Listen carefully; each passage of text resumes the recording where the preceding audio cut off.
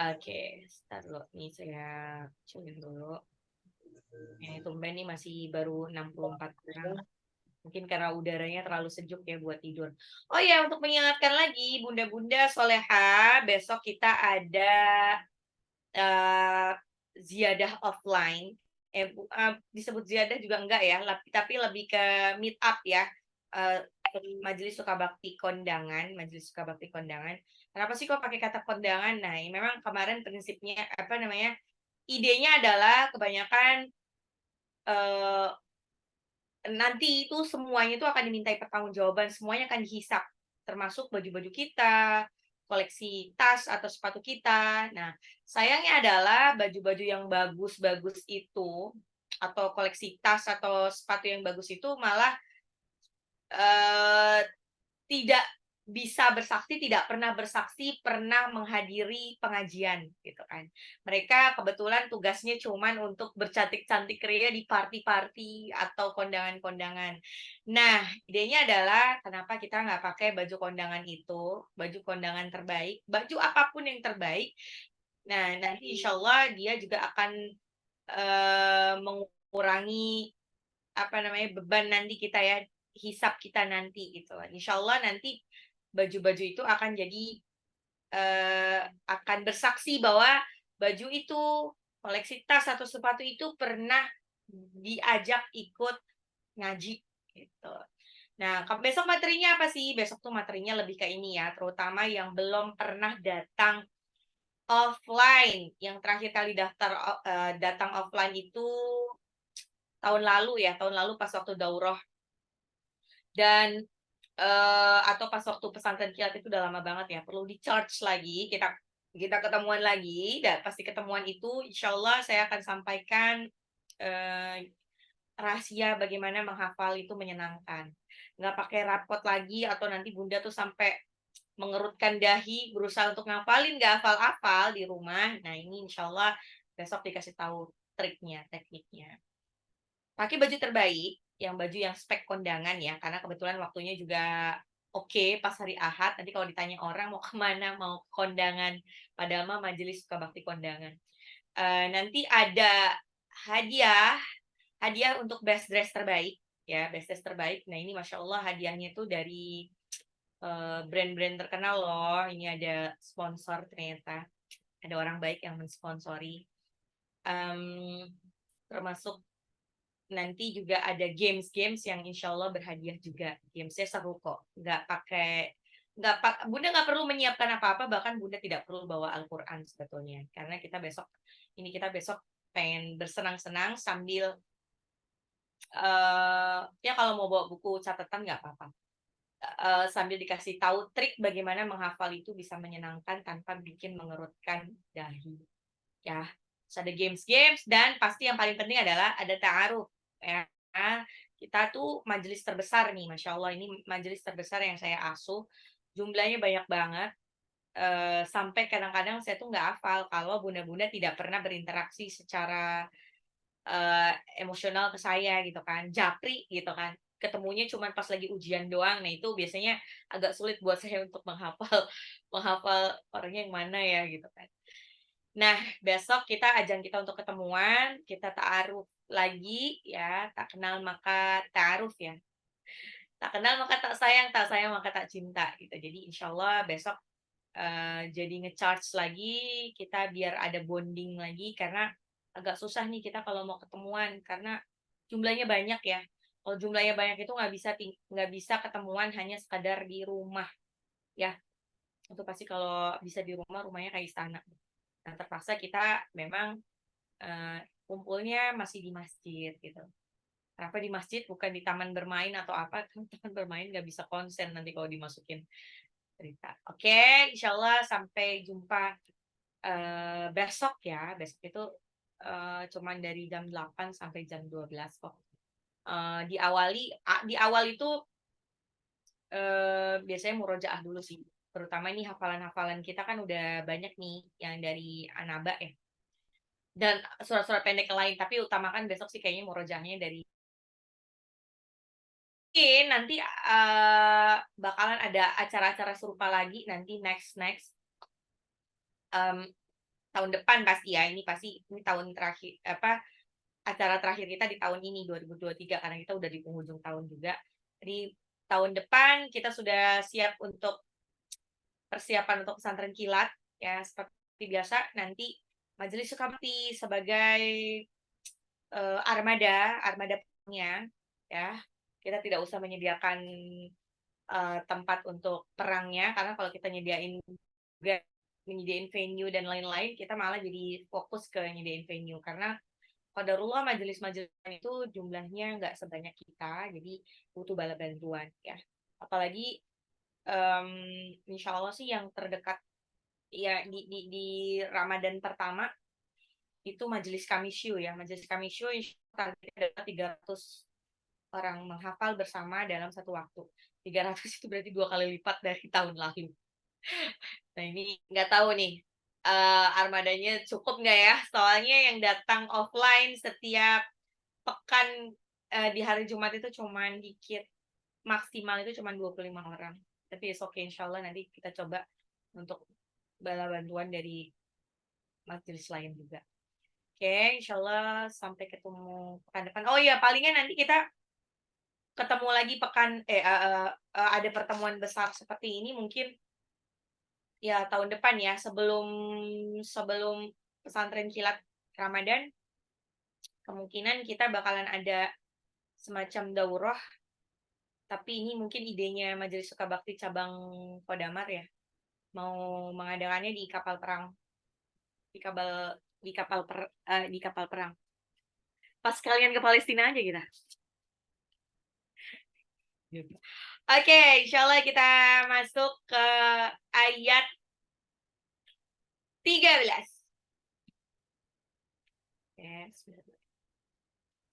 فصب عليهم ربك سوط عذاب فصب عليهم ربك سوط عذاب fasabba itu kayak menimpakan sesuatu ya, alaihim kepada mereka, rabbuka Tuhanmu, fasabba alaihim rabbuka, karena itu Tuhanmu menimpakan sesuatu. Sauto itu cemeti azab. Ya apa sih artinya cemeti azab? Oke, sebentar. Fasabba alaihim rabbuka sauto azab. Fasabba menimpakan alaihim kepada mereka rabbuka Tuhanmu sauto azab. Sauto azab cemeti azab. Maksudnya karena ini mereka banyak melakukan kerusakan. Siapa aja yang melakukan kerusakan yang disebut itu ada kaum Ad, kaum Thamud, kaumnya Fir'aun, ya. Maka Allah berikan azab kepada mereka, yaitu azab di dunia sebelum di akhirat. Ini mirip kayak di surah As-Sajadahnya ya, di ayat 21 ya. وَلَنُذِيقَنَّهُم مِّنَ الْعَذَابِ الْأَدْنَىٰ دُونَ الْعَذَابِ الْأَكْبَرِ لَعَلَّهُمْ يَرْجِعُونَ. Dan kami pasti akan timpakan azab sebagian di dunia sebelum azab yang besar di akhirat. Nah, ini terjadi pada kaum-kaum sebelumnya, yaitu kaum Tsamud, kaum Ad, bahkan kaum Sodom, kaumnya Lut, terus ada kaum Fir'aun. Allah timpakan azab di dunia. Azab di dunia itu walaupun mereka sampai mati, semuanya hancur lebur, di bumi dibalikan, petir yang dahsyat, banjir bandang dan lain sebagainya, itu kata Allah cuman sauto azab. Sauto azab itu artinya cemeti azab. Cemeti azab itu maksudnya apa? Ringan pakai banget dibandingkan azab yang besar di akhirat. Ya. Jadi kalau Allah hanya mengirimkan angin untuk memporak-porandakan kaum Ad, tapi anginnya bikin mereka mati, ya, sampai rumah-rumahnya juga porak-poranda. Allah hanya mengazab dengan suara yang menggelegar untuk kaum Samud. Walaupun kaum Samud akhirnya pada mati juga. Nah, ingat. Jadi telinga manusia itu hanya memiliki hanya bisa mendengar pada frekuensi tertentu, pada frekuensi beberapa desibel aja. Nggak bisa kurang, kalau kurang nggak kedengeran. Nggak bisa lebih, kalau lebih akhirnya nggak kedengeran juga karena gendang telinga terlanjur pecah, mati jadinya. Nah, gitu. Dan Allah hanya menjadikan laut menutup Firaun dan bala tentaranya. Ya, Laut Merah itu jadi menenggelamkan Firaun dan bala tentara. Ini tuh cuman kayak apa ya? Sautu azab yang ringan pakai banget. Ini semua adalah azab yang mudah bagi Allah. Ya, benar-benar mudah. Dan ini nggak seberapanya dibandingkan azab yang besar nanti di akhirat. Ya, kebayang nggak sih Firaun ini? Firaun ini sebetulnya kalau di bahasa Inggrisnya tuh Paroh ya. P-H-A-R-O-U-H. Ini mungkin lebih disebutnya sultan gitu ya. Jadi kalau pada Nabi Musa alaihissalam ini melewati setidaknya 2 Firaun. Ya. Nama aslinya siapa? Namanya aslinya menurut sejarah tuh ada Nebukadnezar.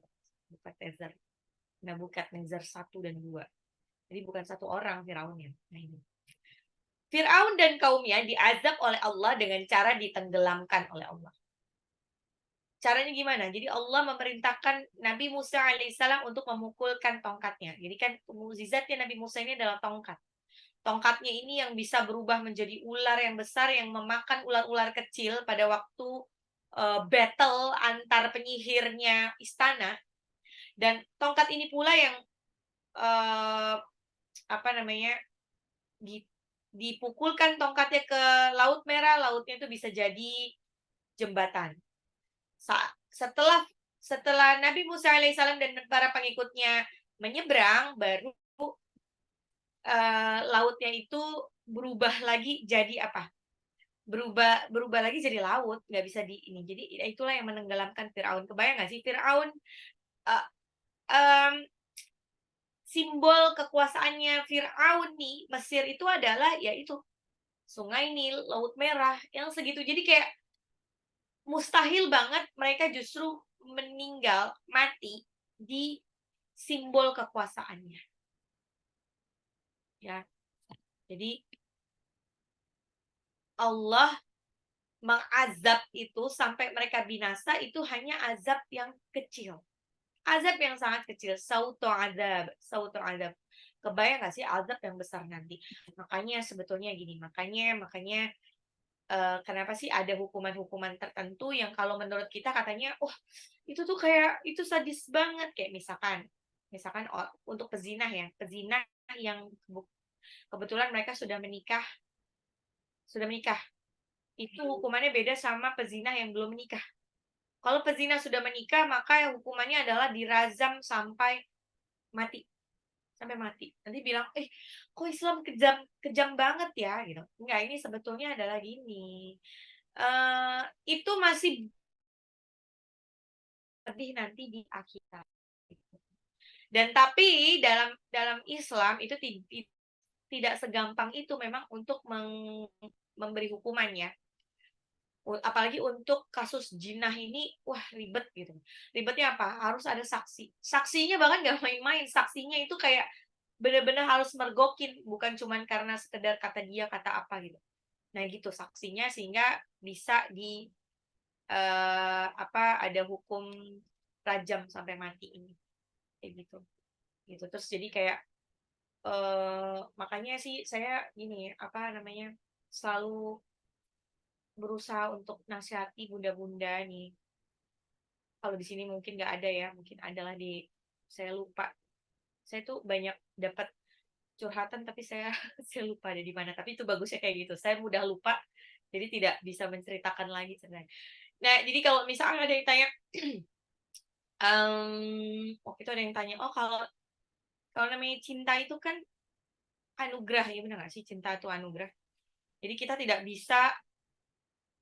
bisa mengeset untuk cinta ke siapa, pada waktu kapan. Nah, hati-hati. Tidak semua cinta itu anugerah. Lebih banyak cinta itu dikasih bumbu-bumbu syaitan. Syaitan. Jadi kayaknya kalau belum halal itu kesannya dunia itu indah sekali. Tapi setelah halal itu seperti saya kalau bilang neraka gitu. Jadi apapun yang terjadi dalam kehidupan rumah tangga Bunda, ya, kalau masih terlibat dalam status pernikahan, walaupun mungkin pernikahan itu itu mungkin dianggapnya seperti neraka gitu. Ini lebih baik sih lebih banyak mendekatkan diri kepada Allah gitu kan. Ingat ada satu setan namanya setan dasim ini. Setan dasim ini tujuan utama, goals utamanya adalah untuk memisahkan pasangan halal ya, memisahkan suami dan istri. Jadi kalau misalkan tiba-tiba suatu ketika bunda-bunda itu kok ngerasa kemerungsung banget sama pasangan, sama suami, mungkin yang perlu dilakukan pertama adalah ya bunda mendekatkan diri ke Allah ya. Kalau mungkin minta bantuan untuk ruqyah. Pertama ruqyah pribadi aja dulu. Ruqyah pribadi, rumahnya di ruqyah atau apa. Atau terus nanti kalau nggak bisa juga cari bantuan ruqyah syar'i. Nah nanti ada tanya, katanya nggak boleh kita uh, tidak boleh ya, lebih ke gini. Tidak akan masuk surga tanpa hisab bagi orang yang meminta ruqyah. Maksudnya apa? Ya berarti dia mungkin akan ada kemungkinan mungkin dia bisa masuk surga tapi dihisab dulu, ditanya macam-macam. Kenapa kamu minta ruqyah? Kenapa sih kita gampang banget minta ruqyah ke orang? Karena takutnya adalah esensinya adalah kita kalau berdoa itu hanya kepada Allah. Tidak minta bantuan orang lain, tidak lewat perantaraan orang lain. Takutnya kalau kita ujuk-ujuk sedikit-sedikit tuh minta ruqyah, minta bantuan, minta ini, minta doa sama kiai, takutnya nanti kita beranggapan bahwa doa kita tuh nggak manjur, harus minta bantuan pihak ketiga gitu. Enggak, insya Allah doa kita tuh akan akan dijabah, asal ya kalau kita minta, ya sama lah kalau kita minta sesuatu sama suami, minta duit sama suami, paling nggak kita harus baik-baikin suami dulu kan. Ya sama lah, kita mau minta sesuatu sama Allah, apalagi Allah yang pemilik alam semesta, baik-baikin Allah. Kita nggak pernah sholat, selalu melanggar aturannya, tiba-tiba minta sesuatu yang wow gitu kan. Gimana? Oke, balik lagi. Ini jadi kemana-mana. فَصَبَّ عَلَيْهِمْ رَبُّكَ سَوْطَ عَذَابٍ. Fasobba menimpakan alaihim kepada mereka rabbuka Tuhanmu sauto azab. Sauto azab ini adalah cemeti azab. Jadi azab di dunia itu cuman kecil banget dibandingkan azab yang besar di akhirat. Ya, makanya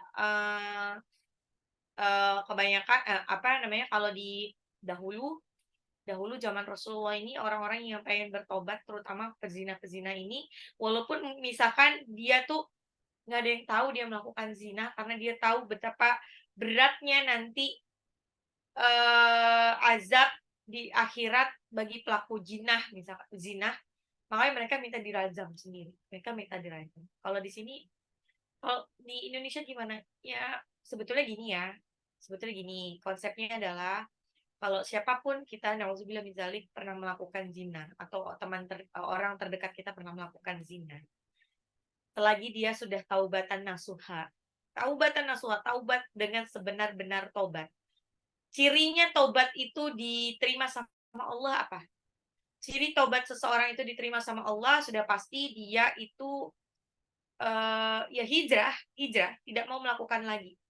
Yang tadinya mungkin terbuka gitu kan, bermudah-mudahan bergaul dengan lawan jenis, dia jadi lebih menutup diri. Dan plus tidak ada yang tahu perbuatan aibnya itu. Jadi bodoh banget kalau misalkan dia tuh udah bertahun-tahun ya, nggak ada yang tahu nggak ada yang tahu kalau misalkan ini seringnya ini perempuan. Sebetulnya nggak ada yang tahu kalau dia tuh dulu sudah tidak perawan atau apa. Tapi suatu ketika dia malah cerita ke orang. Nah, itu namanya dia membuka aibnya sendiri. Kalau Allah sudah tutup aibnya, kita sekali-kali jangan membuka aib. Sekalipun itu dengan siapa? Bahkan sekalipun dengan suami sendiri, dengan pasangan sendiri. Oh, nanti nggak ada kejujuran dong. Ya, itu bukan soal jujur dan tidak jujur. Kalau masalah ini, kalau Bunda sudah bertobat dari suatu dosa besar di masa lampau, salah satu ciri bahwa dosa Bunda itu sudah diampuni sama Allah adalah tidak ada lagi yang mengusik dosa itu. Ya udah, tutuplah rapat-rapat, jangan Bunda buka lagi. Gitu. Bahkan dengan pasangan hidup sendiri. Ya, biarin, nggak apa-apa. Allah yang akan menutup. Insya Allah salah satu indikasi bahwa ya itu dia sudah diampuni, ya aib kita itu nggak ada yang keluar lagi. Nah, masalahnya kebanyakan di masyarakat ini eh sebetulnya mungkin dosanya sudah diampuni, tapi dia sendiri yang buka aibnya. Nauzubillah min dzalik. Nah, jangankan kita, dosa kita sendiri nggak boleh dibuka, nggak boleh diumbar, apalagi dosanya orang lain. Nah, jangan suka ngomongin orang lain. Oke. فصب عليهم ربك سوط عذاب ayat 14. Inna rabbaka labil mirsad. Inna sesungguhnya Rabbaka Tuhanmu labil mirsad. Jadi kalau ada lam harokat fathah la tapi tidak ada alifnya, tidak panjang, itu artinya benar-benar, ya. Labil mirsad. Mirsadnya itu artinya mengawasi. Jadi labil mirsad, benar-benar mengawasi. Inna rabbaka labil mirsad. Sesungguhnya Rabbaka Tuhanmu labil mirsad, benar-benar mengawasi. Ini adalah peringatan terhadap kaum musyrikin Arab agar tidak sombong dan angkuh, yang bisa menjadi penyebab ditimpakannya azab Allah di dunia sebelum di akhirat. Ya, jadi sebetulnya salah satu hal yang membuat Allah menimpakan azabnya ini adalah karena mereka terlalu sombong dan angkuh. Ya, udah ngelakuin dosa, terus sombong, merasa bahwa tidak ada yang bisa meruntuhkannya, tidak ada yang bisa membinasakannya. Allah mengingatkan mereka akan kejadian yang menimpa. Nah, ini kan kaum Ad, kaum Samud, kaum Lut, Fir'aun dan lain sebagainya ini karena mereka sombong. Karena mereka sombong, ya, Allah ini mengawasi amal perbuatan mereka. Tidak ada yang luput dari pencatatannya Allah. Allah ini punya bala tentara berupa malaikat-malaikat yang selalu mengawasi setiap detik. Jadi nggak ada yang luput. Makanya nanti pada waktu di yaumil akhir manusia itu akan terheran-heran. Kenapa? Ternyata dosa-dosa kecil yang dulu kayaknya nggak ada yang lihat satupun. Wa may ya'mal mithqala dzarratin khairan yarah. Wa may ya'mal mithqala dzarratin syarran yarah. Maka adapun orang-orang yang melakukan kebaikan atau keburukan seberat darah akan diperlihatkan. Semua akan diperlihatkan. Ya. Jadi gini, kalau misalkan qadarullahnya na'udzubillah min dzalik, Bunda masih melakukan satu dosa atau beberapa dosa, dosa apapun itu, Bunda sadar bahwa itu adalah dosa, cepat-cepat minta maaf. Minta ampun. Dan nggak usah sombong dengan dosanya itu. Sombong itu maksudnya apa? Memamerkan dosanya itu. Misalkan, ada ya sering banyak orang-orang, ini soal posting dan memosting di sosial media. Di luar sana banyak sekali orang-orang yang bangga banget memposting kebodohan mereka, kebodohan dosa-dosa mereka. Ya, misalkan ada orang yang memposting dia dalam keadaan tidak menutup aurat atau apapun itu, ya. Terus ada juga orang yang memposting dia suka clubbing gitu. Masih ada nggak teman-teman kita yang masih suka, bukan di majelis ya, di luar sana. Dia posting betapa dia hidupnya itu hedon sekali, menikmati champagne atau apa di hotel berbintang dan lain sebagainya. Itu kan dia berarti memamerkan kebodohan mereka gitu, kebodohan mereka, dosa mereka dengan bangga. Nah, ini orang-orang ini yang akan diazab banget sama Allah.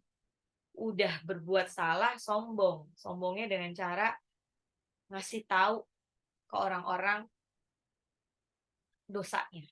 Dengan dia pikir bahwa aku tuh keren, tau gak sih, aku tuh gaul dengan begini. Itu. Nah, terus bagaimana dengan orang nah ini juga yang pro dan kontra, boleh nggak sih kita posting lagi ngaji, lagi apa gitu, lagi ikut majelis atau apa? Ini balik lagi tergantung niatnya.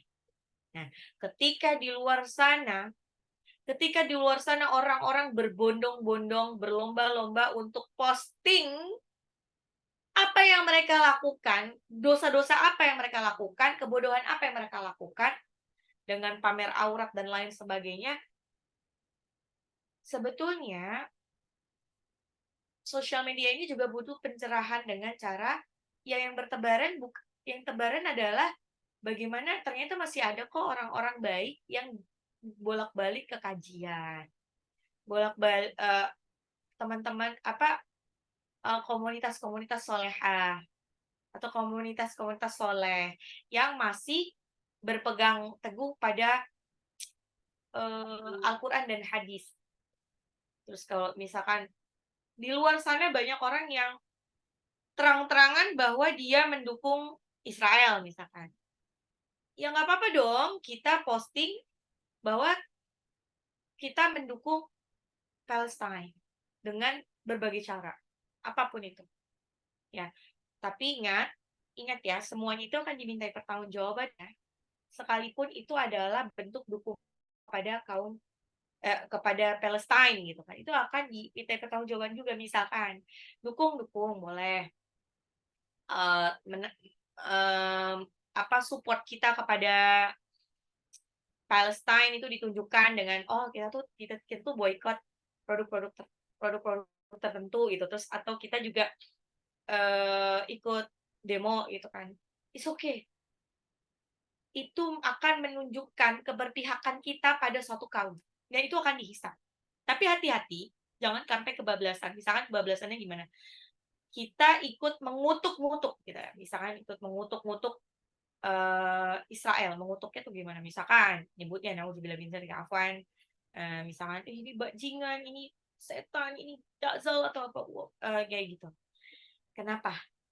Jangan sampai jangan sampai ketelepasan, jangan sampai ketika dihisap ternyata dosa kita malah jadi lebih banyak daripada dosanya Israel. Ya, ingat, itu bukan sikap seorang muslim. Sikap seorang muslim. Seorang muslim itu segala tindakannya itu dipertimbangkan jangka panjang sampai di akhirat. Lihat deh bagaimana kaum orang-orang Palestina dari masih kecil banget sampai dewasa. Tidak ada video yang menggambarkan betapa mereka mengutuk-ngutuk kaum Israel yang sudah menzolimi mereka selama bertahun-tahun.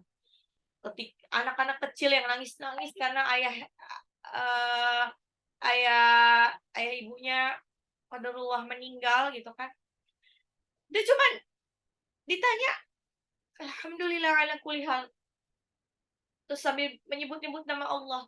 Terus dia bilang, dengan mata yang berbinar-binar dia bilang, insyaallah ayah ibu sudah di surga. Nanti tinggal giliran aku nih kapan gitu. Gitu sebahagia itu. Tidak ada kata-kata mereka, aku pengen membalaskan dendamku. Gini. Beda banget sama anak-anaknya kaum Israel.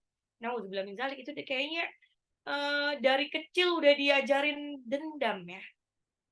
Dari kecil udah diajarin dendam. Suka lihat ini nggak sih yang berseliweran postingan konten Ome TV ya. Jadi Ome TV antara orang Palestine atau pendukung Palestine dengan orang Israel. Orang Israel walaupun masih kecil itu sudah jago banget ngata-ngatain. Sudah jago banget ngebully merutuk dan lain sebagainya. Gitu. Jadi kelihatan kualitasnya gimana. Nah, kita jangan menunjukkan kualitas yang sama seperti mereka. Kita beda. Kita umatnya Nabi Muhammad SAW. Lalu apa yang kita lakukan? Ya bantu sebisa kita, support sebisa kita, boykot sebisa kita. Maksudnya boykot sebisa kita gimana? Misalkan kita ngelihat teman kita atau siapapun itu dia masih belum bisa memboikot itu produk tersebut ya yang termention, kita tuh jangan julid. Bisa aja dia nggak tahu, nggak hafal kan karena banyak banget ya itunya ya daftarnya. Atau karena dia misalkan misalkan ada mau nggak mau pakai itu karena mungkin obat kalau dia nggak pakai obat itu bermasalah dengan dirinya gitu atau ada alergi atau apapun itu kan. Bisa juga ya karena kebetulan dia bisanya beli itu. Keterbatasan ya ya misalnya keterbatasan ekonomi, kebetulan yang dia butuhkan itu emang diskon parah, dia punya uangnya cuma segitu doang. Kita harus banyak memaklumi. Kita sebagai jangan jumawa juga, jangan cuma itu kan gampang banget untuk boikot ini. Hati-hati. Syaitan diusir sama Allah dari surga hanya karena dia sombong. Kita cuma bisa ngingetin. Misalkan ya kita udah pernah ngingetin orang itu ya udah. Tapi kalau misalkan belum diingetin, ingetin. Tau gak sih? Itu ternyata, Kecap Bango itu ternyata ini loh mendukung Israel loh gitu. Nah, nanti dia lihat responnya. Masa sih? Ya ampun aku nggak tahu udah terlanjur beli apa bla bla bla. Ya udah stop gitu. Kalau misalkan dia eh, malah ini ya udah tinggalin juga. Kita kan tidak apa ya? Tidak tidak apa ya? Tidak bisa mengubah orang-orang ya. Kita cuma bisa menyampaikan kebenaran. Nah, balik lagi fakta yang ini rada mengerikan buat kita semua adalah ternyata sekalipun kita sudah boykot semua barang-barang itu, ternyata kita masih pendukung nomor 1 dari Israel. Kenapa? Lihat deh, kartu ATM Bunda-Bunda. Apakah di situ tertulis Visa atau Mastercard? Kalau iya, berarti Bunda menyumbang setiap dari kartu itu, Bunda menyumbang kepada Israel. Yang punya Visa dan Mastercard itu adalah Yahudi Israel. Ya, lewat Amerika lah. Makanya sebetulnya Indonesia ini udah keren ya. Beberapa tahun silam tuh Indonesia tuh sudah merumuskan untuk membuat semuanya dibikin GPN aja. Jadi nggak pakai GPN saya lupa panjangannya apa, pokoknya GPN gitu. Jadi nggak pakai Visa atau Mastercard. Gara-gara itu Amerika merasa itu dong, apa ya, terdesak. Waduh, gawat nih kalau Indonesia yang jumlah penduduknya 200 jutaan itu nggak pakai Visa dan Mastercard, susah nih cari duit lagi. Makanya datang kan, dan apa sih namanya,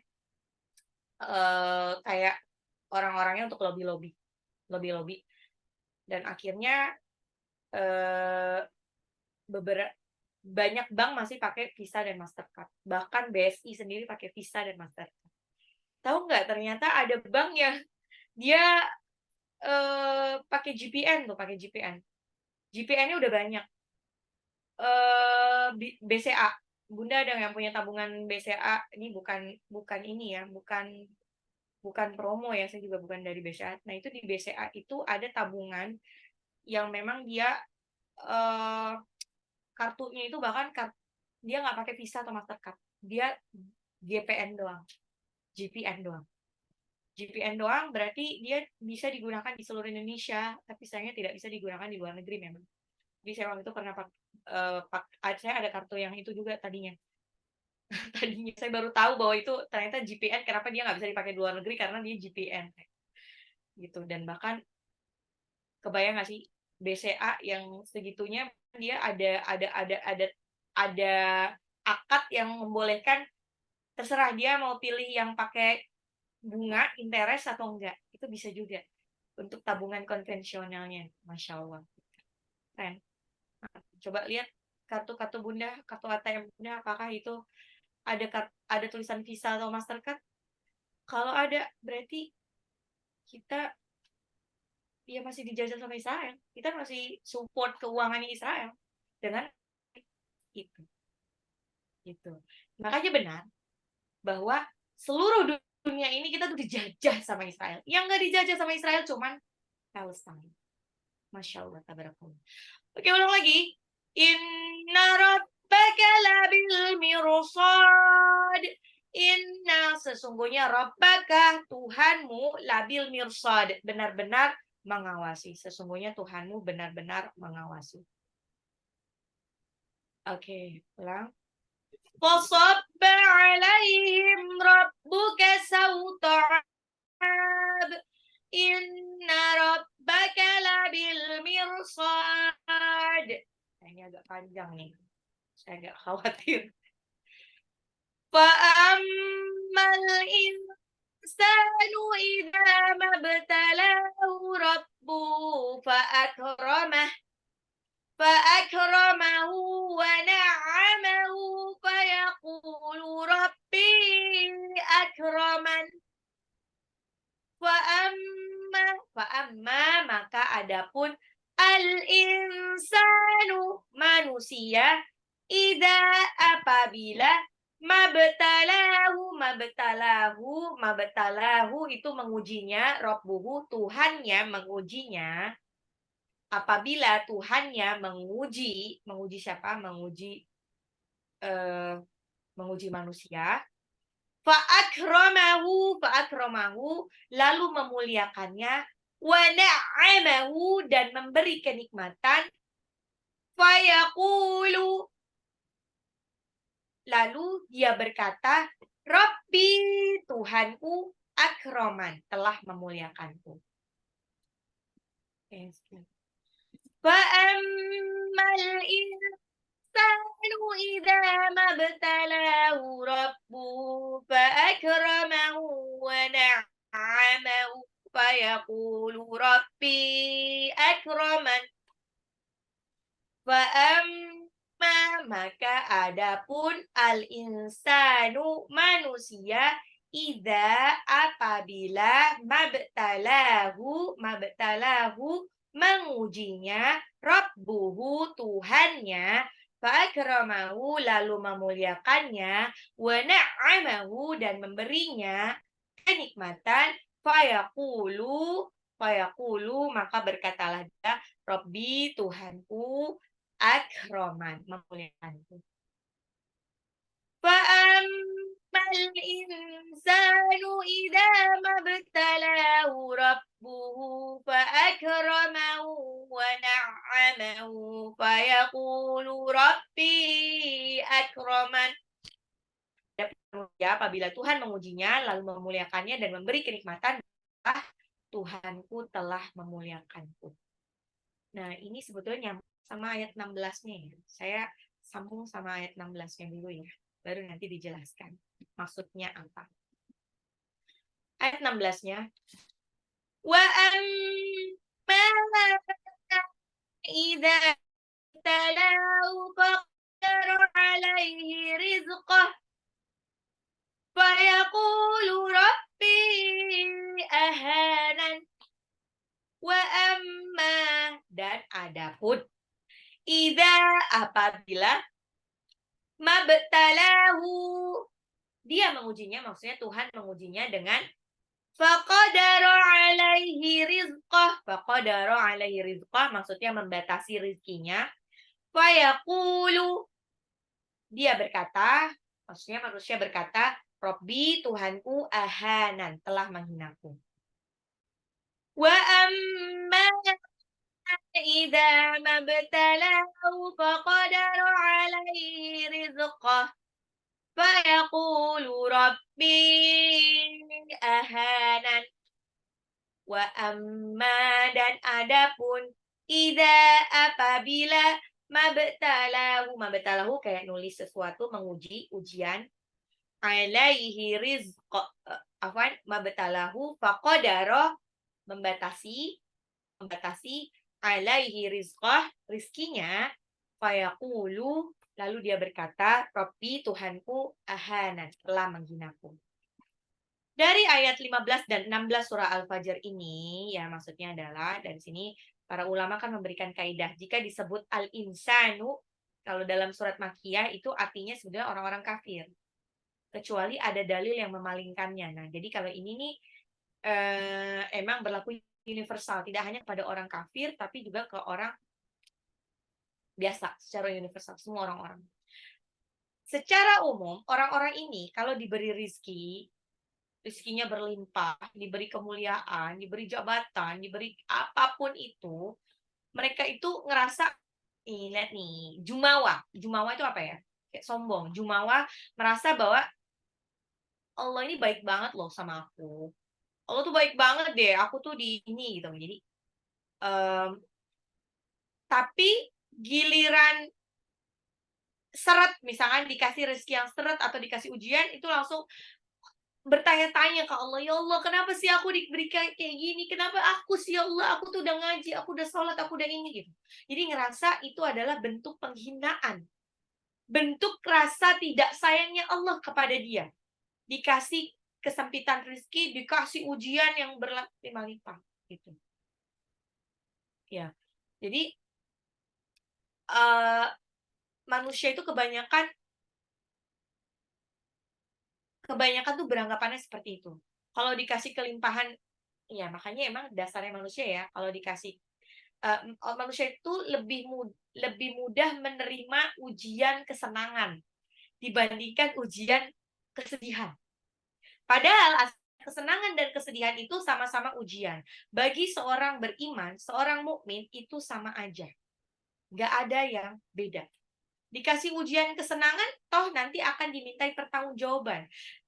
Bagaimana dia memanfaatkan uangnya? Apakah uangnya itu dimanfaatkan untuk sesuatu yang baik?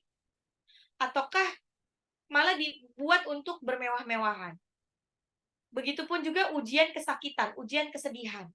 Ujian kesakitan atau kesedihan, Allah ini akan mintakan pertanggungjawaban juga. Dia dikasih kesedihan. Nah, sebetulnya yang dihisap sama Allah ini bukan ujiannya itu, bukan kesedihannya, tapi bagaimana sikap kita, free will kita ketika kita menerima ujian kesedihan itu. Dikasih ujian kodarullahnya disusah banget rizki ya. Rizki secara kasat mata ya, misal uang. Susah banget ya cari uang gitu kan ya Allah, buat makan aja susah. Nah, ini eh, apa dia merasa kalau kurang iman akhirnya ngerasa ya Allah jahat banget sih ya Allah cuman mau uang buat ini aja kok nggak ada gitu kan. Dia lupa. Dia tidak dikasih rezeki dalam bentuk uang, tapi Allah kasih rezeki dia dalam bentuk yang lain. Dia dikasih rezeki kesehatan. Dia dikasih rezeki apa namanya? Dikelilingi oleh keluarga yang baik, teman-teman yang baik. Dia dikasih rezeki berupa apa tadi kesehatan sudah. Oh ya, kenikmatan dalam beribadah itu kan rezeki. Itu rezeki juga. Itu rezeki. Bandingkan dengan saudara-saudara kita di Palestine, ya, udah istilahnya udah nggak bisa kerja lagi, udah nggak bisa kerja, nggak bisa makan pula, susah untuk cari makan. Terus mau ibadah aja susah. Kenapa? Karena bermasalah dengan air ya, susah. Mereka untuk taharohnya, istinjanya susah. Air nggak ada. Nah, ini sedih banget. Makanya terpaksa perempuan-perempuan Palestina itu minum obat hormon ya, biar dia nggak mens. Kalau nggak mens itu kan, jadi dia nggak ribet kan. Kita kalau mens kan butuh air banyak buat bersih-bersih. Kayak gitu. Terus, aduh ini susah banget untuk ibadah aja susah. Gitu. Segala macam. Nah kita, misalnya cuma kurang-kurang duit dikit mah, asal tetangga baik, itu kita nyaman loh. Nggak punya uang, tapi nggak punya utang itu Masya Allah itu kenikmatan tiada tara ya. Kita nggak perlu pikirin bagaimana cara bayar utang. Karena ya udah, makan masih bisa seadanya.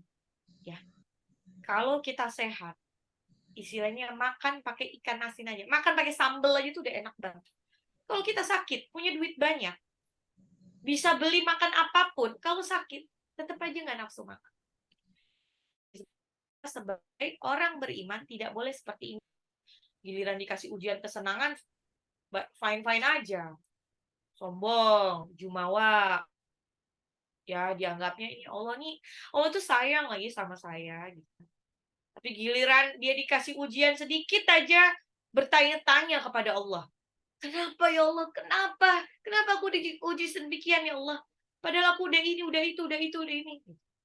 Nah, itu adalah sikapnya orang kafir.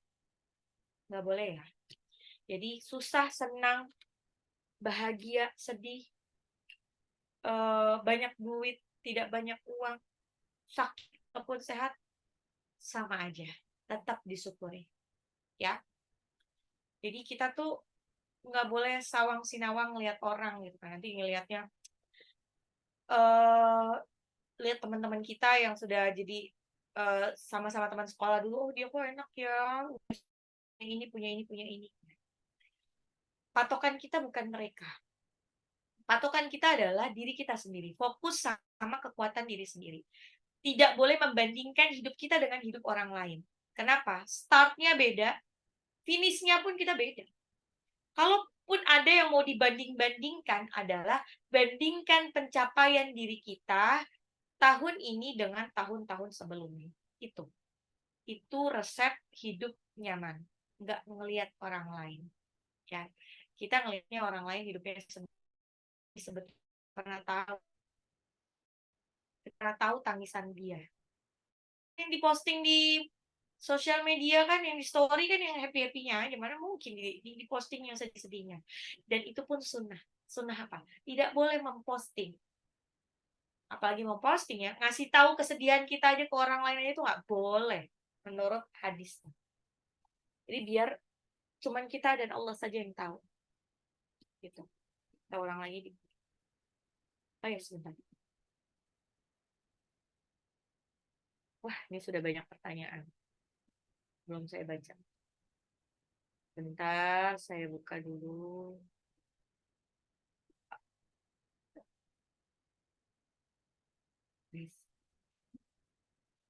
Surah Al-Fajr. Besok kalau misalkan ada anggota Suka Bakti yang lagi postpone, istirahat, nggak ikut majelis, datang aja. Datang aja nggak apa-apa. Ini kayak forum silaturahmi sih lebihnya. Jadi insya Allah seru.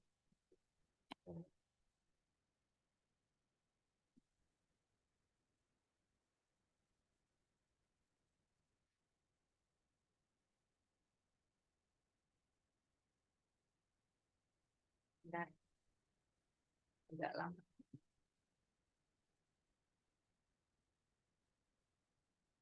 Oke, wih banyak banget ceritanya. Yes, if you earn on. Yes, benar.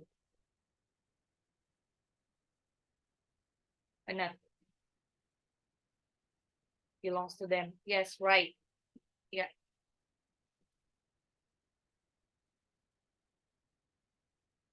iya. Jadi benar kita tuh qadarullah-nya dijajah sama kita semua di muka bumi ini dijajah sama Yahudi Israel.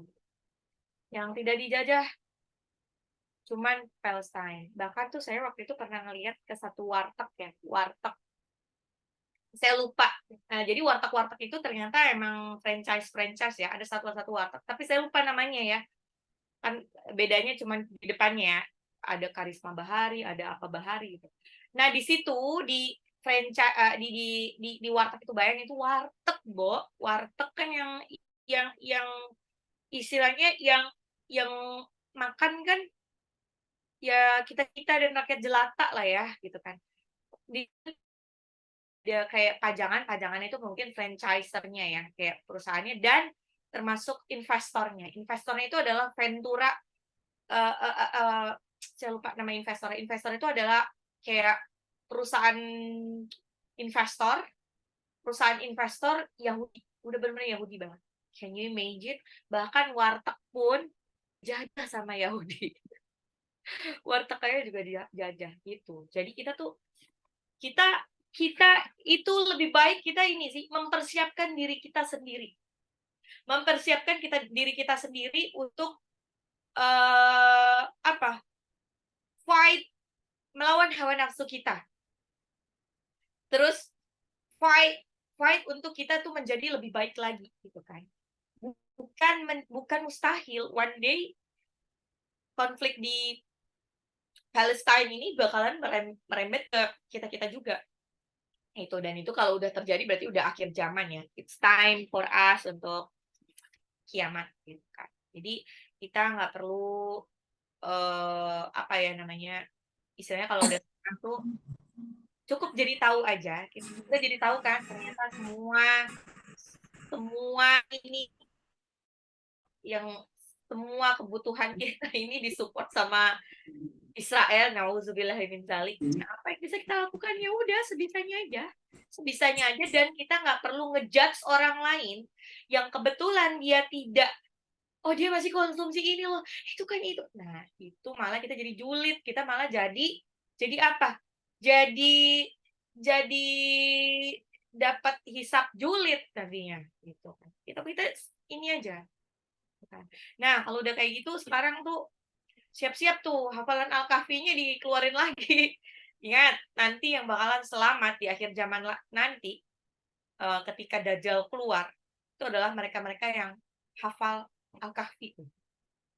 At least 10 ayat pertama dan 10 ayat terakhir. Bahkan nanti kalau misalnya satu keluarga itu ada satu yang hafal, yang hafal itu megangin yang lainnya. Insya Allah dia tidak akan ditarik sama si Dajjal. Gitu ya Bun. Oke. Oh iya, tadi saya lupa share screen.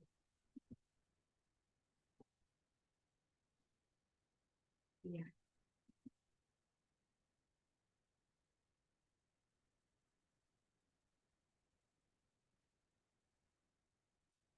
وَصَبَّ عَلَيْهِمْ رَبُّكَ سَوْطَ عَذَابٍ. وَصَبَّ عَلَيْهِمْ.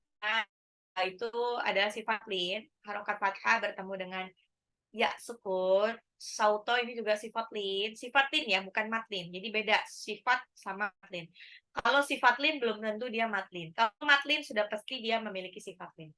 Adzab, dalnya ini mad alil sukun. Kenapa? Karena mad tabi'i bertemu dengan huruf hidup yang disukunkan karena di akhir ayat. Mad alil sukun dibaca 2 sampai 6 harakat. فَصَبَّ عَلَيْهِمْ رَبُّكَ سَوْطَ عَذَابٍ. Fasabba, maka menimpakan alaihim kepada mereka rabbuka, maka Tuhanmu menimpakan kepada mereka sautu adab, cemeti adab. Fasabba alaihim rabbuka sautu adab. Fasabba alaihim rabbuka sautu adab. فَصَبَّ عَلَيْهِمْ رَبُّكَ سَوْطَ عَذَابٍ. فَصَبَّ عَلَيْهِمْ رَبُّكَ سَوْطَ عَذَابٍ. Berikutnya 14. Inna rabbaka labil mirsad. Sesungguhnya Rabbaka Tuhanmu labil mirsad, benar mengawasi. Inna nunnya gunnah ya. Labil mirsad, al mirsad alif lam qamariyah, so di belakang itu juga mad alif disukun. Sod, jangan lupa ada pantulan itu ya. Ada qalqalahnya, dalnya harus dipantul. Inna rabbaka labil mirsad. Inna rabbaka labil mirsad. Inna rabbaka labil mirsad. وَصَبَّ عَلَيْهِمْ رَبُّكَ سَوْطَ عَذَابٍ. إِنَّ rabbaka labil mirsad. Fa'ammal insanu idza mabtalahu rabbuhu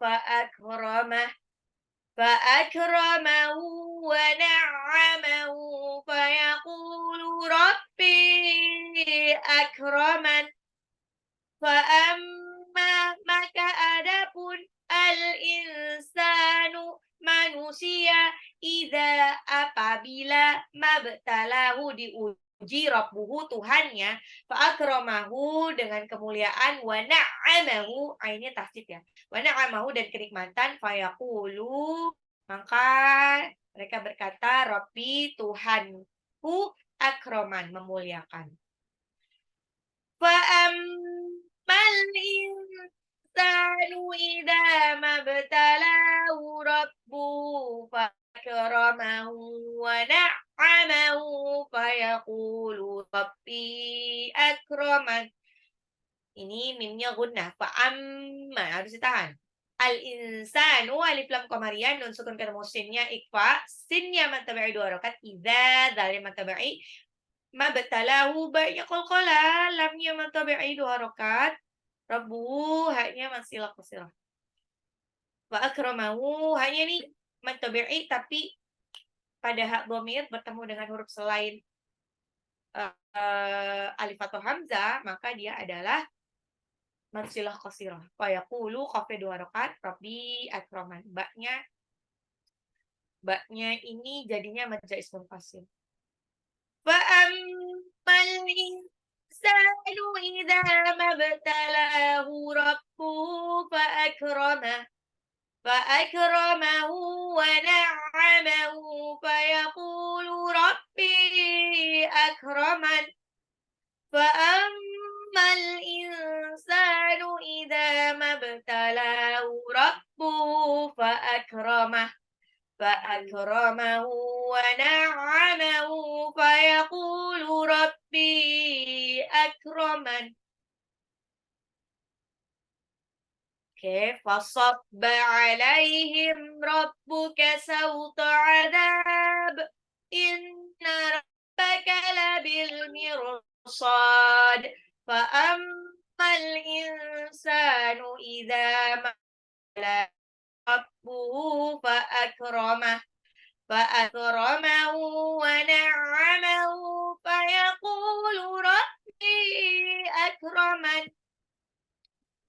Lagi wa amma idza mabtalahu faqadara alaihi rizqah fayaqulu rabbi ahanan wa amma dan adapun idza apabila mabtalahu diuji faqadara alaihi rizqah pembatasan rizki fayaqulu maka dia berkata Rabbi Tuhanku ahanan telah menghinakanku wa amma ini gunnah dan baca ismun fasil ya panjangin idza zalim matabi'i ibtalahu itu baknya qalqalah lamnya matabi'i alaihi sifat lin ya rizqahu haknya ini bisa berhenti ya. Kalau nggak berhenti, kalau disambung dia jadi mad silah qasirah. Karena kata matabi'i pada hak domir ini hak yang bentuknya kayak ini nih, bulat ini.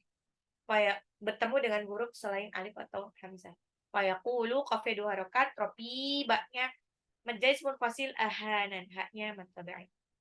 Wa amma idza mabtalahu faqadara alaihi rizqah fayaqulu rabbi ahanan wa amma idza mabtalahu faqadara alaihi rizqahu fayaqulu rabbi ahanan.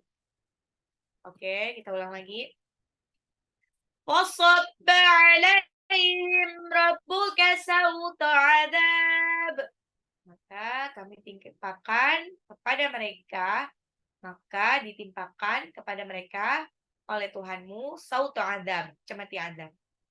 Inna rabbaka rabbaka labil mirsad. Sesungguhnya Tuhanmu labil mirsad, benar-benar mengawasi.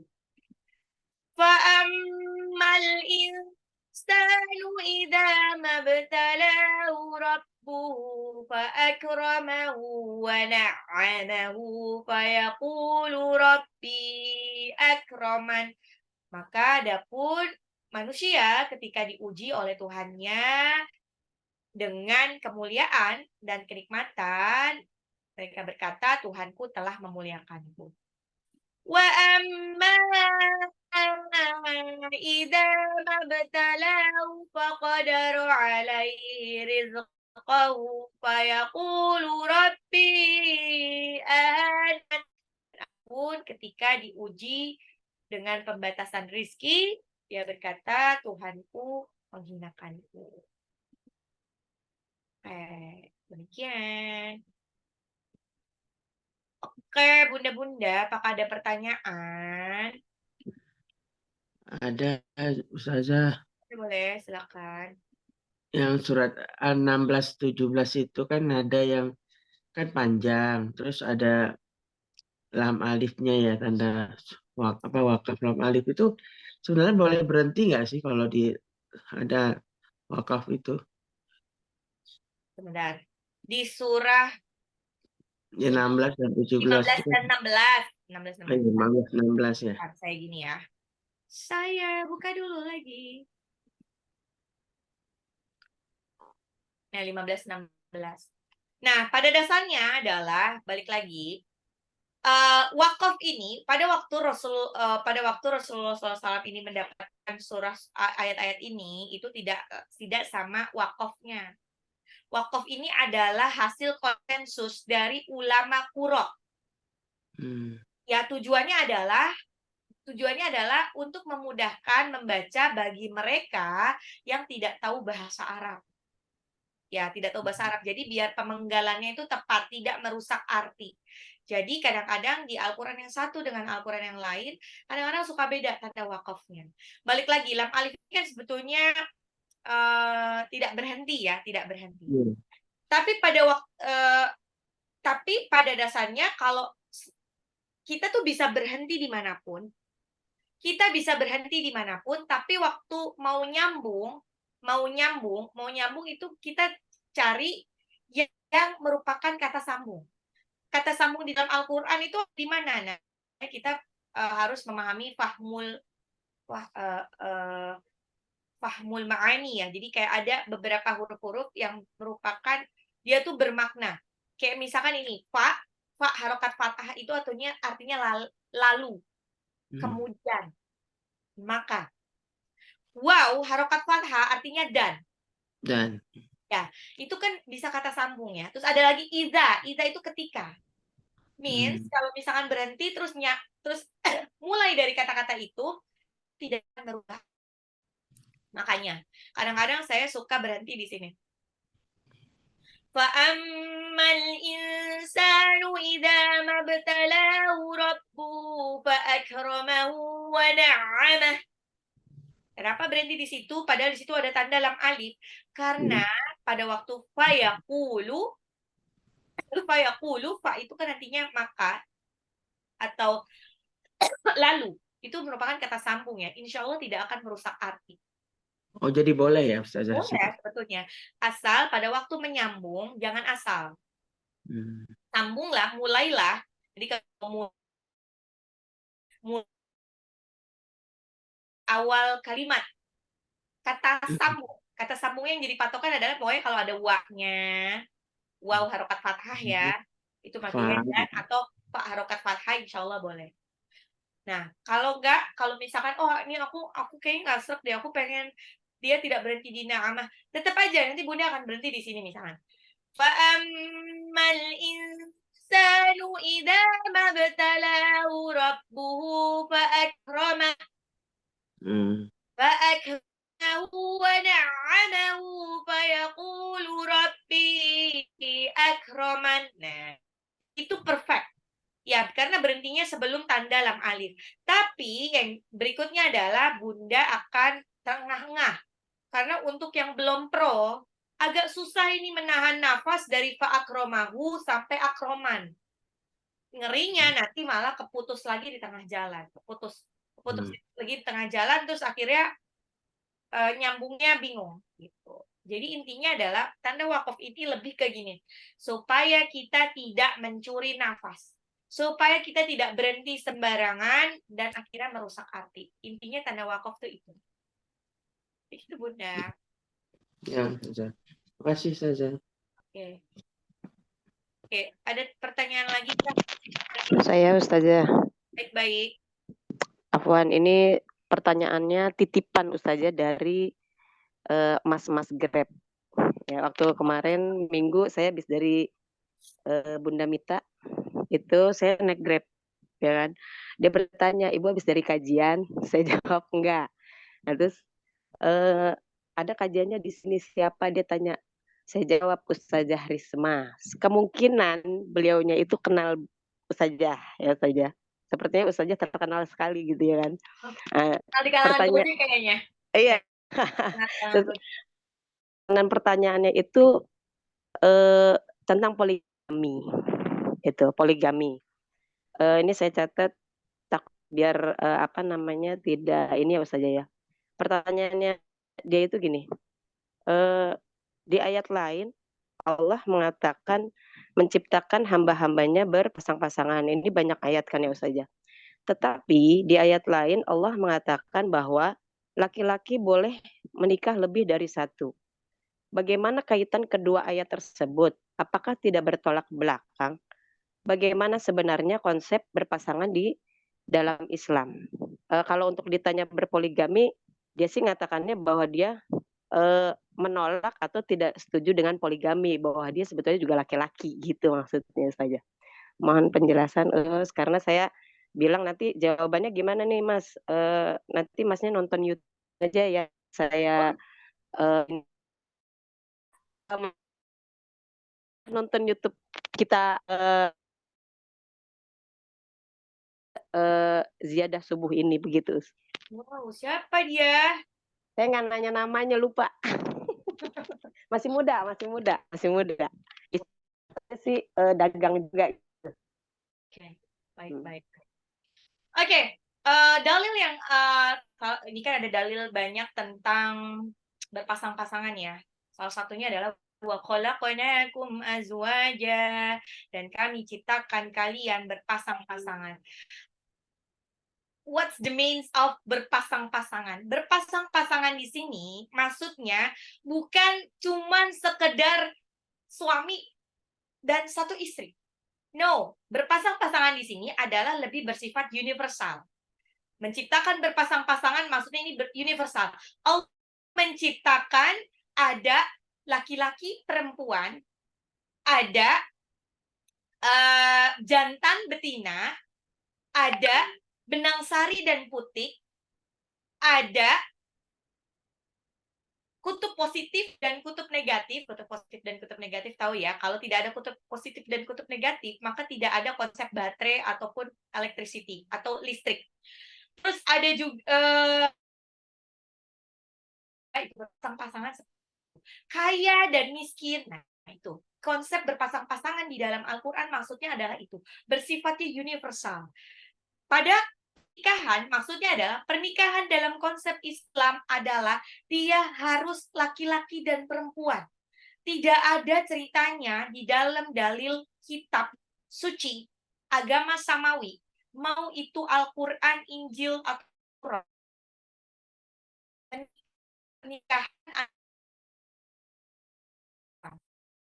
Nah, kita baru kok konsep sang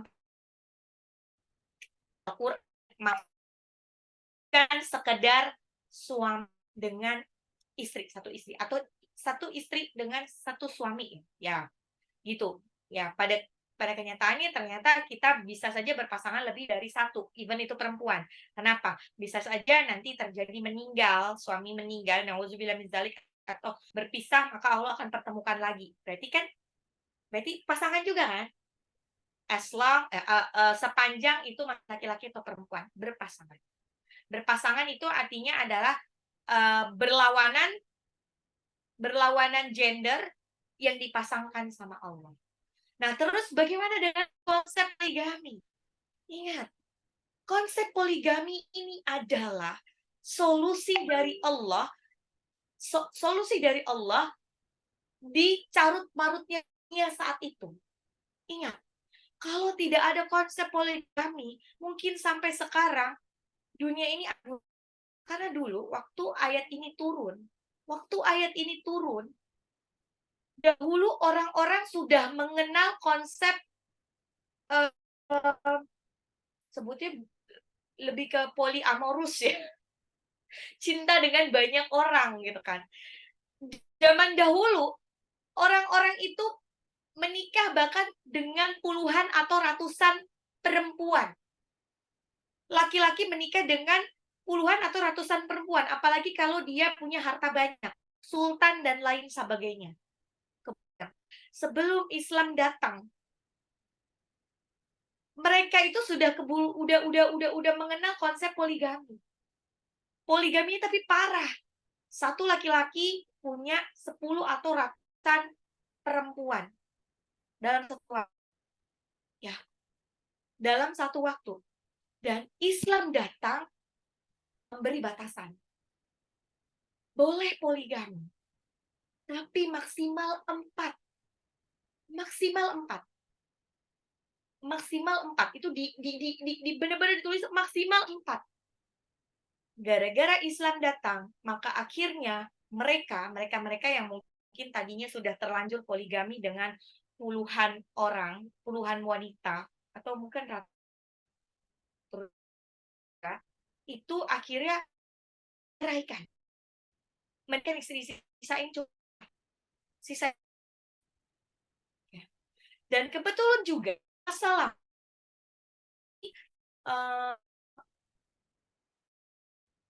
laki Muslim yang harus LDR jauh dari istrinya karena kebetulan ini harus berperang. Dan pada saat yang bersamaan tidak ada alat komunikasi apapun, tidak bisa kayak bertukar cerita, berkomunikasi dengan istrinya. Makanya konsep poligami ini benar-benar solusi buat mereka daripada mereka jadi berzinah karena tidak ada teman ngobrol dengan istrinya, akhirnya dia diperbolehkan untuk menikah maksimal 4. Dan balik lagi untuk walaupun begitu di dalil lain bahwa Allah bilang bahwa boleh poligami asal adil. Tapi di istilahnya ada dalil lain yang menyebutkan bahwa sejatinya kamu tidak bisa benar-benar adil. Kenapa? Karena siapapun itu manusia pada umumnya pastinya keberpihakan. Kita aja sama mungkin kita ada kemungkinan lebih sayang dengan anak yang satu karena dia lebih sweet, lebih manis dibandingkan anak yang lain. Apalagi seorang laki-laki kepada perempuannya. Wallahu a'lam bishawab. Tapi poligami dicontohkan sama Rasulullah. Contohinnya gimana? Nah, contohkannya sama Rasulullah bukan sekedar melindungi para janda-janda itu. Tahu tidak? Satu-satunya perempuan perawan yang dinikahi sama Rasulullah SAW cuman Aisyah radhiyallahu an. Aisyah radhiyallahu an ini udah cantik, jelita, gesit. Aisyah ini pandai berkuda, jago lari, gesit lah, cerdas pula, pintar banget. Jadi kayak semua. Nah, tapi sebetulnya cintanya Rasulullah ini hanya kepada Khadijah.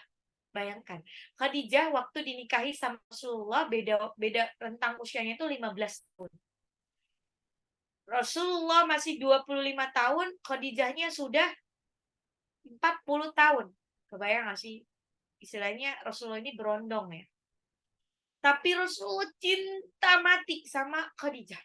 Kenapa? Karena ketika orang-orang di luar sana tidak mendukung Rasulullah, Khadijah satu-satunya yang paling mendukung. Tidak hanya mendukung secara moral, material. Terus Khadijah ini kaya raya, bayangin. Istilahnya gampang banget buat Khadijah untuk mendapatkan siapapun ya, yang lebih kaya, lebih ganteng ya. Tapi dia terpikat dengan akhlaknya Rasul. Menikah, punya anak, qadarullah semua anak-anak laki-lakinya meninggal, dan Rasulullah ini cinta mati sama Khadijah.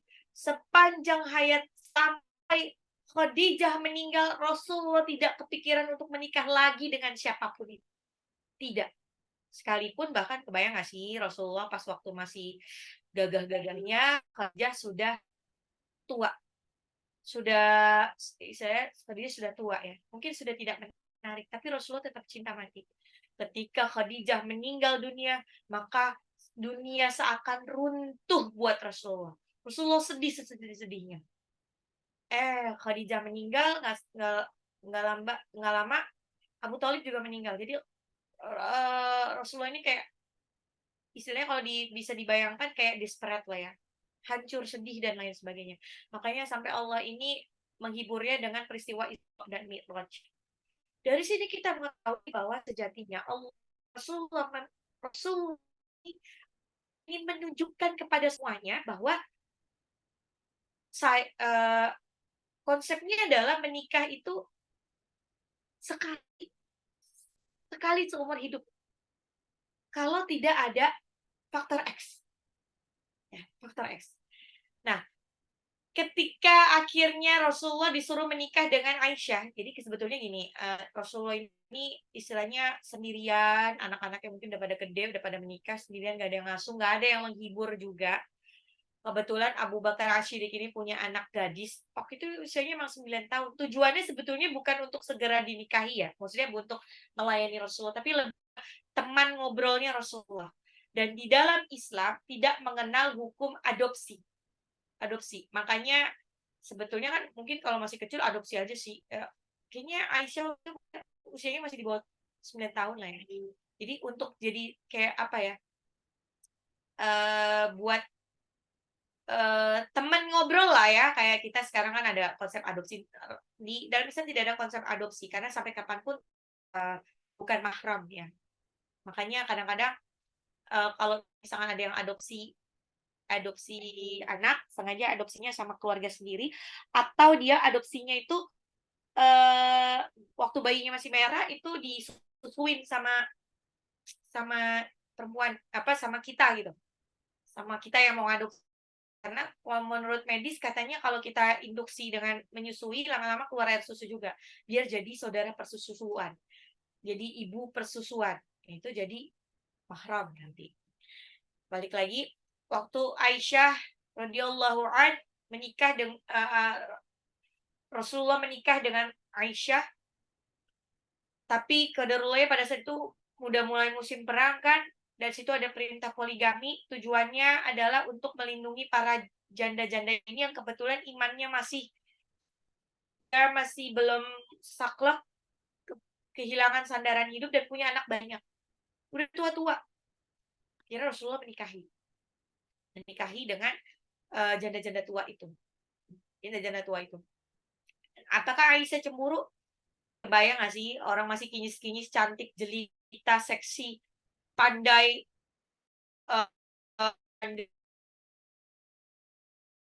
masa iya cemburu sama yang udah nenek-nenek kan? Bahkan Aisyah ini cuman sama Khadijah radhiyallahu, karena yang sering ceritain sama Rasulullah ini adalah Khadijah gitu. Nah, jadi kalau misalkan disebut, balik lagi kan, karena orang-orang suka bilang sunnah Rasul itu dibilangnya poligami itu adalah sunnah Rasul. Tingkatan hukum dalam Islam itu ada macam-macam. Yang pertama itu ada fardu ain. Ya. Fardu ain ini adalah kalau seseorang tidak melakukan, satu individu muslim tidak melakukan, maka dia dosa, dia dapat dosa. Ya. Jadi mau nggak mau harus dilakukan. Contohnya fardu ain apa? Salat itu fardu ain, kewajiban setiap muslim. Fardu ain yang lain apa? Belajar Al-Qur'an supaya dia bisa baca Al-Qur'an dengan baik dan benar, sesuai dengan makhraj dan tajwidnya. Itu fardu ain. Kalau dia tidak melakukannya, maka dia dapat dosa. Masuk intinya gitu. Kedua ada fardu kifayah. Fardu kifayah artinya apa? Dia wajib, tapi wajibnya ini bisa diwakilkan oleh satu orang. Jadi kalau ada satu komplek itu misalnya ada satu yang meninggal, kalau menyolati maka dosa tuh satu komplek. Dan yang lain tuh kayak paham ilmu tajwid. Paham ilmu tajwid, apa itu mat alif sukun, apa itu idgham bila gunnah dan lain-lain sebagainya gitu kan. Kalau misalkan dalam satu komplek tidak paham, semuanya tidak paham tentang ilmu tajwid, maka dosa semuanya. Karena itu fardu kifayah. Jadi makanya daripada kita sibuk ngetokin pintu setiap orang di klaster tersebut untuk nanya, Bunda tahu nggak mat alif sukun? Bunda tahu ini kan? Yang penting kan kita belajar sendiri ya, biar kita nggak kena dosa. Fardu ain, fardu kifayah, sunnah pun ada macam-macam. Ada sunnah ghairu muakkad dan lain sebagainya.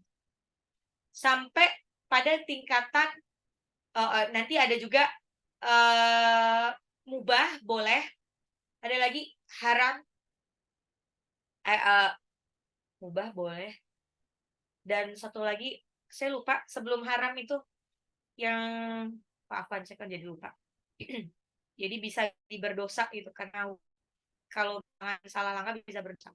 Nah, sebelum sampai ke tingkatan sunnah, dia menjalankan sunnah, dia harus kelar dulu. Oh iya, makruh, afwan, makruh. Jadi ada mubah, makruh, dan haram. Sebelum dia menjalankan sunnah. Kalau sunnah itu apa sih hukumnya? Sunnah itu adalah kalau tidak dilakukan tidak apa-apa. Tapi kalau dilakukan berpahala. Sebelum melakukan sunnah, jadi kalau kita mau dapetin pahala sebetulnya banyakin sunnah ya Bun ya, karena kalau di wajib itu, kalau di fardu itu cuman kayak ngebatalin kewajiban. Kalau kita nggak melakukan maka kita dapat dosa, bisa masuk neraka. Tapi kalau sunnah itu kita berebut pahalanya dari situ. Tapi kalau kita berebut pahala di sunnah, tapi misalkan sunnahnya itu apa sih? Oke, sunnahnya poligami misalkan. Sunnahnya poligami bagi laki-laki. Tapi dia belum melakukan fardu ainnya, sholat 5 waktu, terus baca Al-Quran dengan baik dan benar sesuai dengan makhraj dan tahsin, dia masuk neraka. Percuma dong, gitu kan. Percuma dia ngumpulin pahala sebanyak apapun, kalau kewajibannya belum dikelarin, maka dia masuk neraka. Buat apa dia menikah untuk masuk neraka gitu, menikah lagi untuk masuk neraka. Dan kewajiban seorang muslim laki-laki adalah menjaga keluarganya supaya terhindar dari neraka jahanam. Di surah At-Tahrim ayat 6. Ya. Jadi sebelum dia melakukan poligami, dia harus udah kelar dulu dengan keluarganya ini. Keluarganya ini udah kelar belum? Keluarga istri pertamanya ya. Apakah istri pertamanya sudah cukup lahir batin? Sudah cukup? Apakah istri pertamanya ini sudah dididik sesuai dengan syariah? Lah kalau dianya aja nggak sholat, laki-lakinya nggak sholat, belum bisa jadi imam yang baik karena bacaannya masih belang bontang, masih kacau balau. Terus istri pertamanya mungkin belum solehah gitu kan. Terus dia ujuk-ujuk mau nikah lagi kedua, maka pernikahannya mungkin nauzubillah min zalik, pernikahannya malah membawa dia ke neraka. Pernikahan poligami yang benar adalah tidak menimbulkan polemik. Pernikahan poligami yang benar adalah pernikahannya itu akan membawa ke surga. Tidak hanya dia, tapi semua keluarga itu bawa ke surga. Makanya poligami yang benar adalah biasanya istri pertamanya itu ridho banget. Kenapa? Kenapa dia nggak ridho? Karena semuanya sudah dicukupi lahir batinnya. Suaminya sudah mendidiknya secara baik. Suaminya sudah bisa menjadi imam yang baik buat dia. Maka dia ridho dengan istri keduanya. Dan sampai kapanpun sama istri keduanya itu fine-fine aja, baik-baik aja. Itu kan yang benar, dan itu jarang banget. Jadi kalau laki-laki baca Quran aja belum benar, ya elah, mendingan dia benerin dulu baca Qurannya. Baru mau poligami, dia benerin dulu itu keluarga pertama.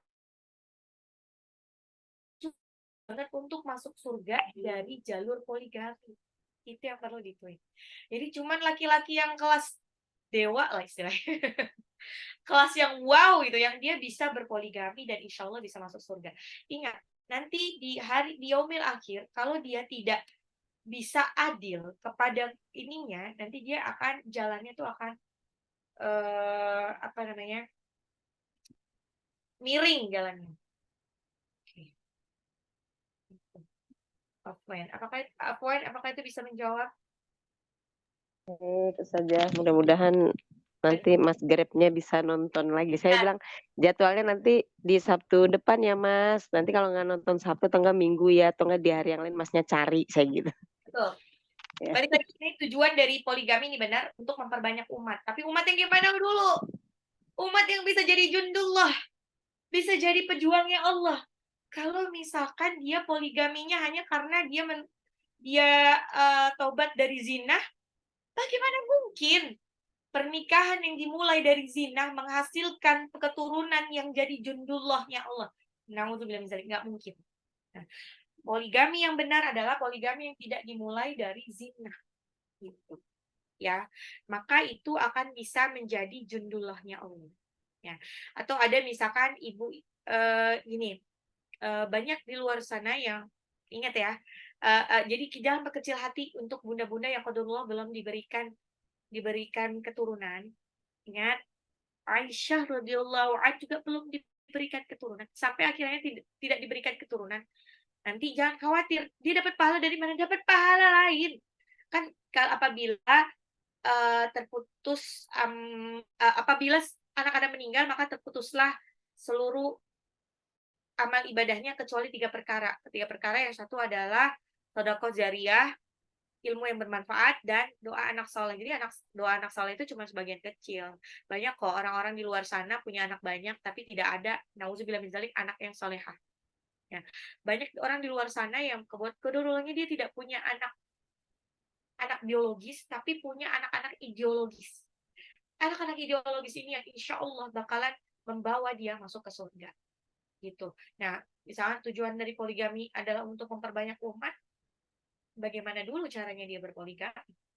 Ya, kalau dia memulainya dengan hamil di luar nikah, nauzubillah min dzalik, apakah itu memperbanyak umat? Tidak. Itu hanya memperbanyak orang-orang yang bakalan masuk neraka. Gitu. Qadarullah. Kalau nah itu adalah keturunan ya. Jadi kalau dia berzina, terus dia tidak taubatan nasuha, maka anaknya sampai kapanpun itu kayak gimana ya, agak susah untuk menerima kebenaran. Dan zina, dia juga akan bermasa depan kalau bapak ibunya ini tidak bertobat. Makanya penting banget bertobat. Taubatan nasuha itu penting. Jadi kalau misalnya berzina terus hamil di luar nikah, nauzubillah min dzalik, nikahnya itu setelah anaknya lahir, bukan pas waktu lagi hamil. Atau diulang lagi nanti. Ya. Karena kalau pernikahan pada waktu lagi hamil itu tidak sah. Kalau tidak sah, maka sampai kapanpun akan berzina. Gitu. Jadi ini penting sekali. Makanya disebut dosa zina ini adalah dosa 7 turunan. Sampai kapanpun kayak susah langsung hilangnya kalau tidak ada yang bertobat. Apakah anak-anak dari pezina tidak bisa jadi soleha dan masuk surga? Banyak juga, Bu. Asal bapak ibunya harus bertobat terlebih dahulu. Tobat dari bapak dan ibu akan memuluskan jalan si anak untuk bisa menjemput hidayahnya. Ya, gitu. Oke, Bun. Ada pertanyaan lagi? Baiklah, sudah jam 6.40. Kalau tidak ada pertanyaan lagi, marilah kita tutup pengajian hari ini dengan baca hamdalah. Alhamdulillahirabbil alamin, dan doa penutup majelis.